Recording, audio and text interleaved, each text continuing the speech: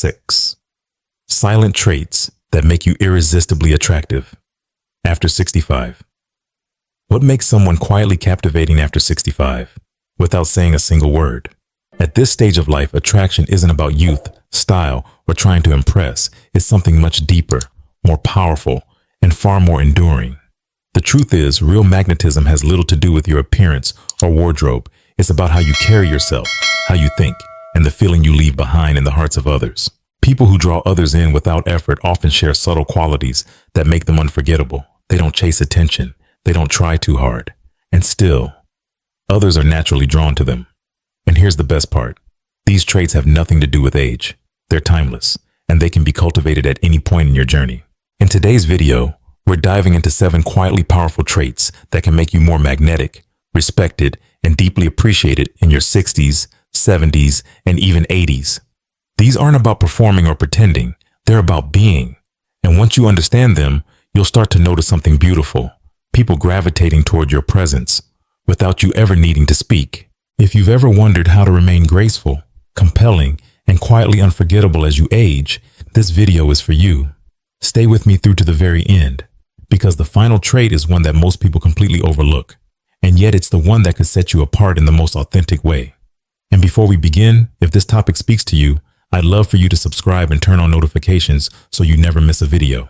And if what you hear today resonates, let me know by typing 1 in the comments. If not, type 0 so we can learn and improve for you. Now let's begin with the very first trait. Have you ever found yourself in a room full of people, yet your attention keeps circling back to just one person? They're not the loudest. They're not the flashiest.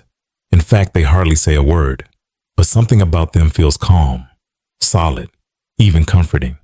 That right there is quiet confidence.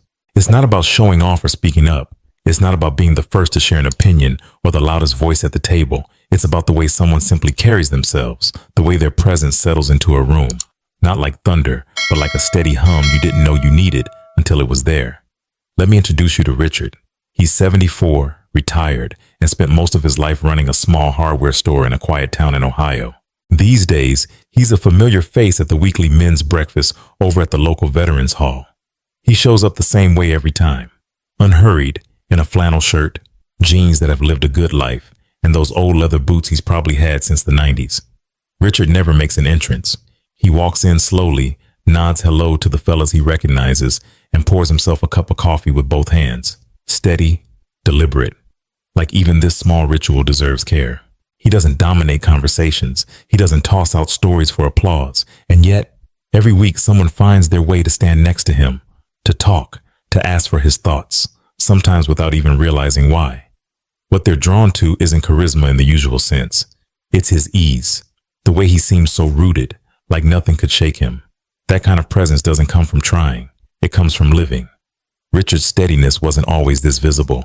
It was carved over decades, 40 years of running that shop, raising 3 kids, and holding the hand of his wife through the hardest year of her life. He's known struggle. He's tasted loss.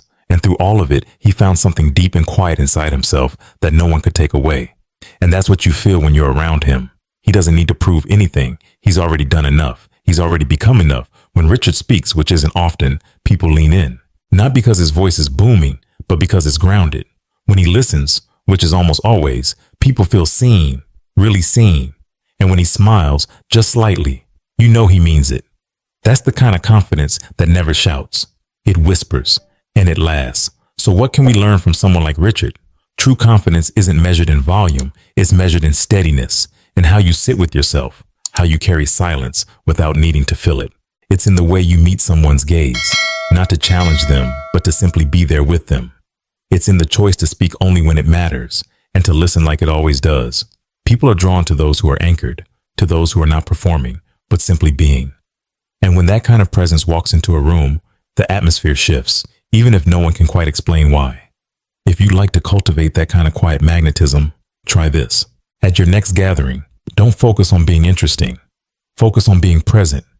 Let your hands move gently. Let your eyes smile before your mouth does.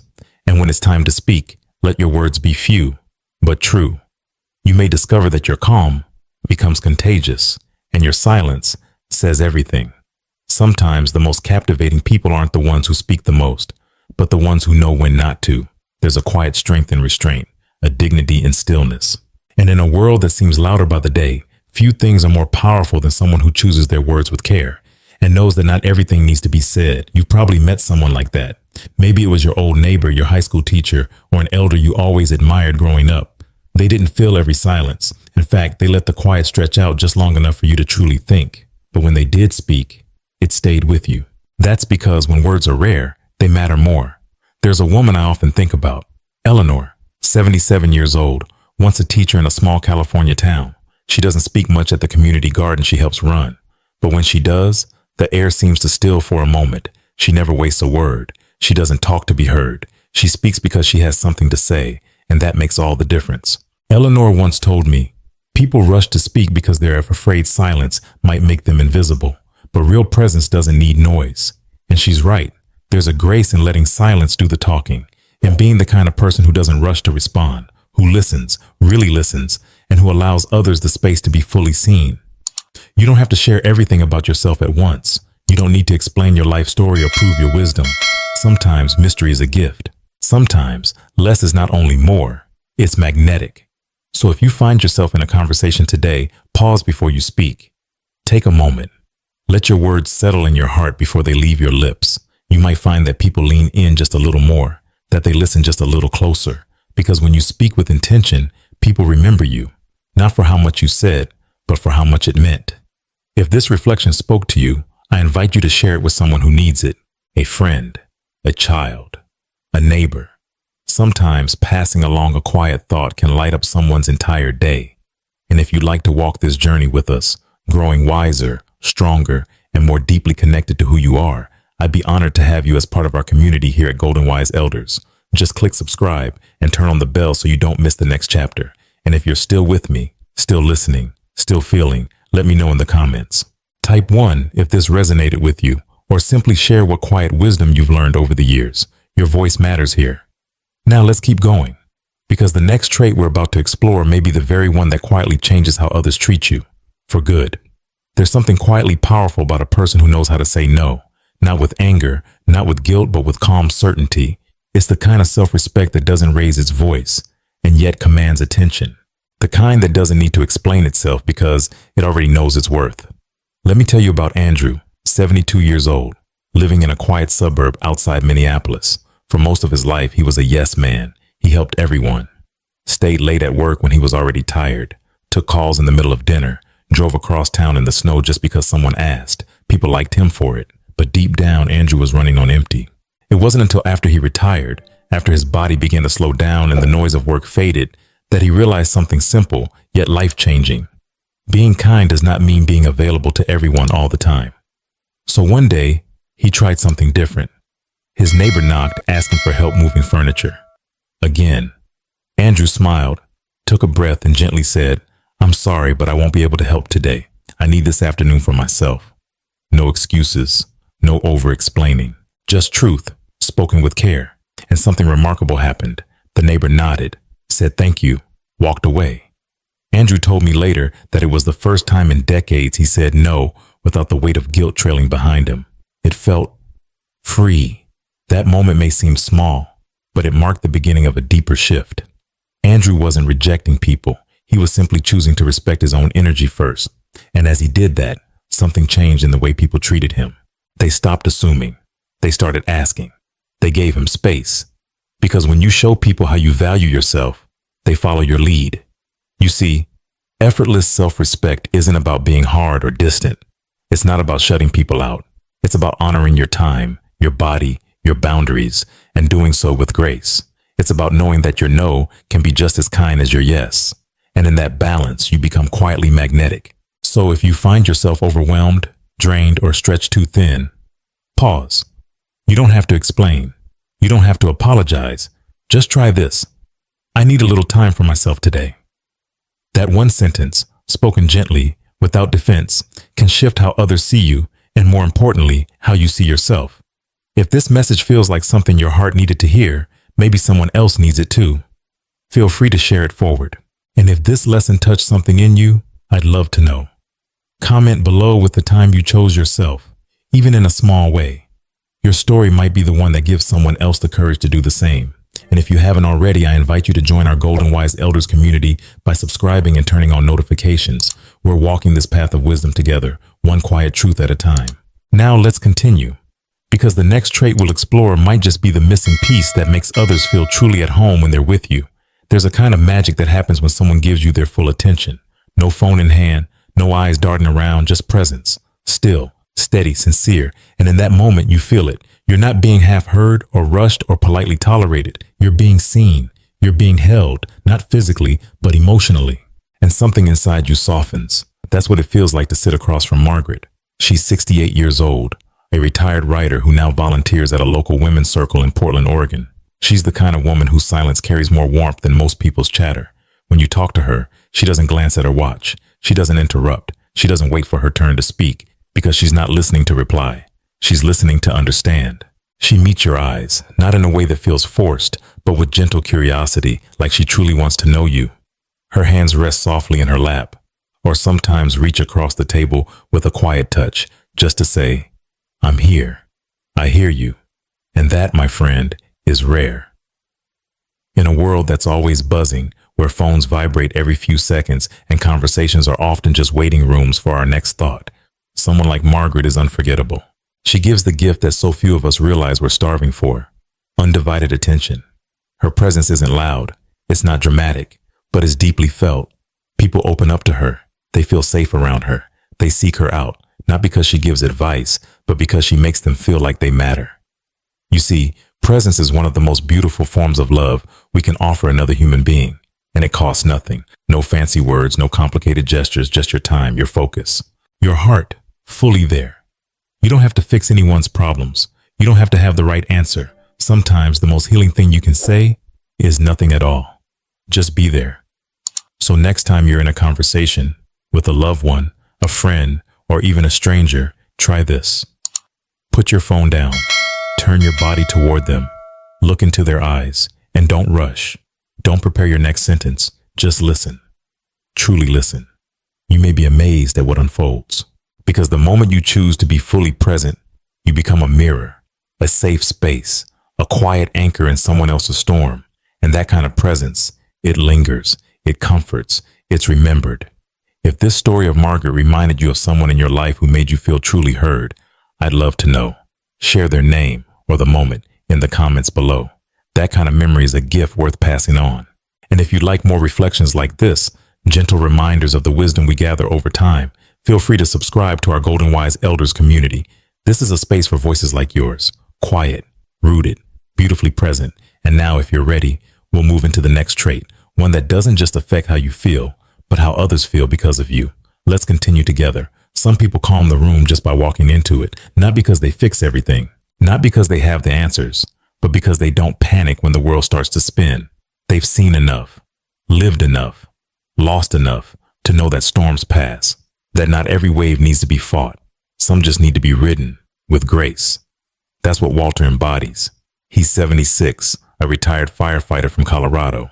And after decades of running into burning buildings, holding chaos in his bare hands, he now lives a quiet life with his rescue dog and a backyard full of tomatoes.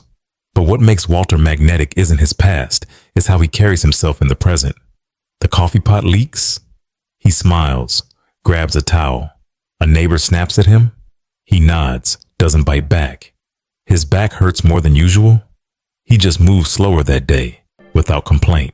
There's a strength in that stillness, a quiet confidence in someone who doesn't react to every spark, but waits to see if it'll even become a flame. Walter told me once, when you've seen real emergencies, you stop treating everything like one. And I think about that often, because emotional composure isn't about being cold.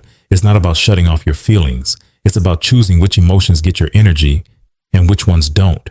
It's the ability to pause, to take a breath, to let your heart catch up to the moment before you respond. And when you have that, others feel it too. They feel steadier around you. They feel safer. They feel led, not pushed, not pulled, but gently anchored.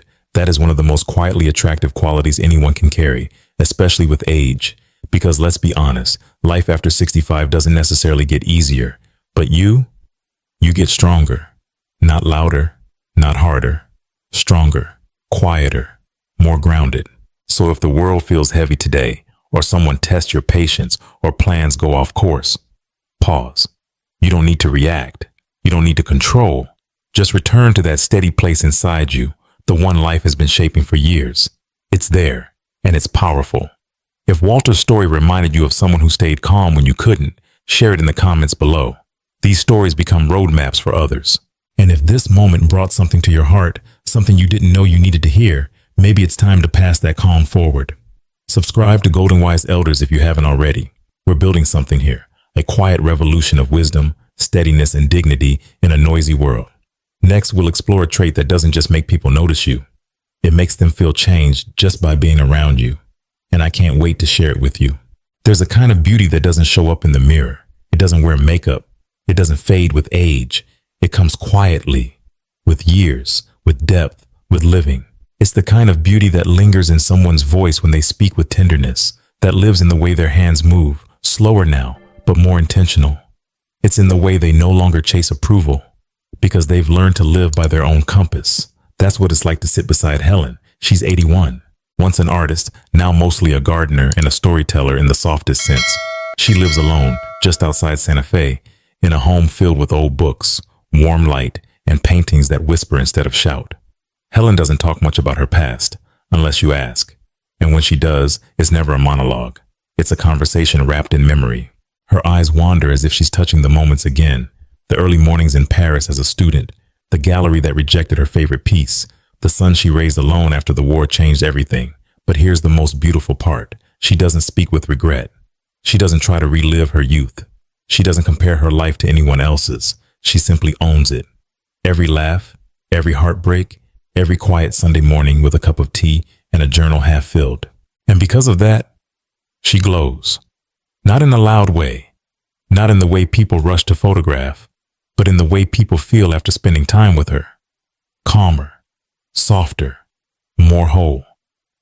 Helen carries her years the way some carry music, gracefully, quietly, as if time were something to be held, not fought. You see, a life well lived is a kind of magnetism that no youth can imitate. It's not about how long you've lived, but how fully, how many moments you paid attention to, how many times you said thank you, how much of yourself you gave, and how much of yourself you finally kept. So if you've lived through heartbreak, loss, change, and still choose to greet the world with kindness, you are magnetic.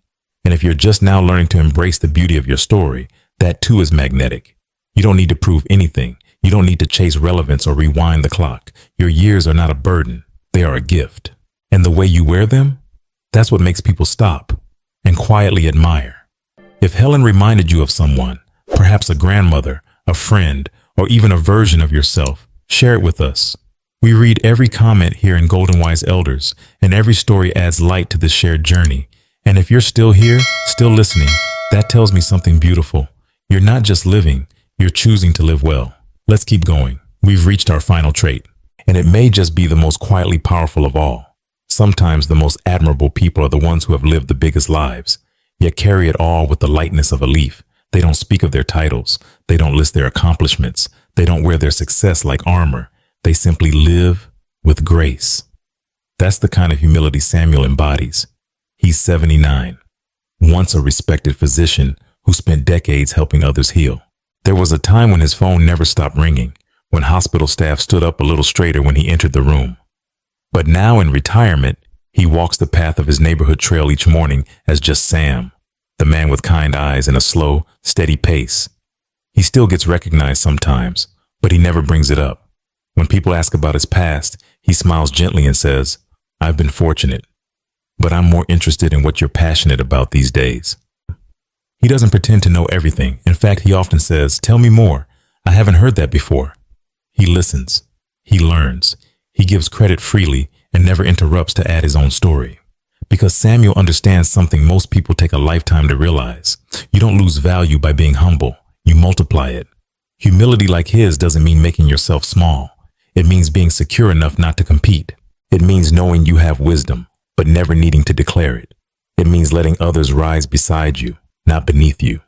And there's something deeply attractive about that. You don't notice it right away, not in the same way you notice confidence or charisma, but after a conversation, a shared moment, a quiet walk, you feel it.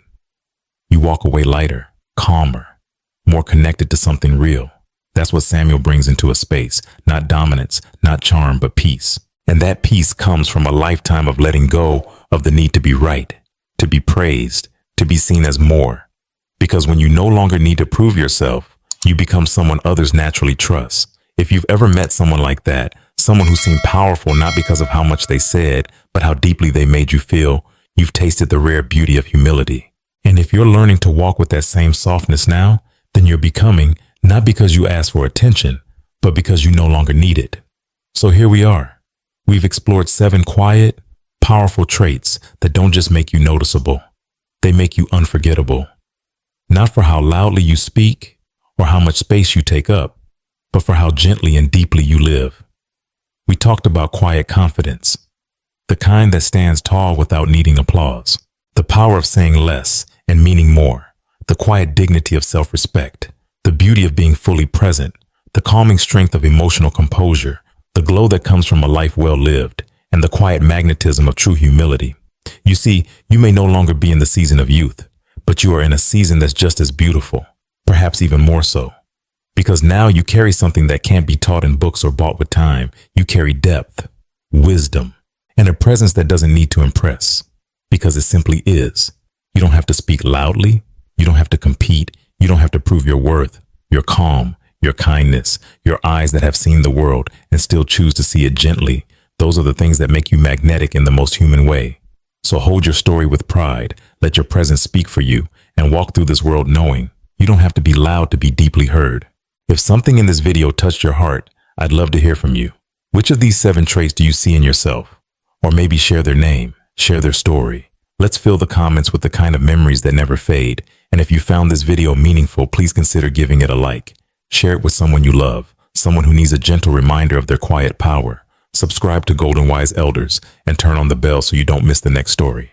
This is just the beginning. We're building something special here, a space for reflection, growth, and graceful aging, and it wouldn't be the same without you. Thank you for being here. Take care, stay grounded, and never forget, sometimes the most powerful presence in the room is the one that says nothing at all.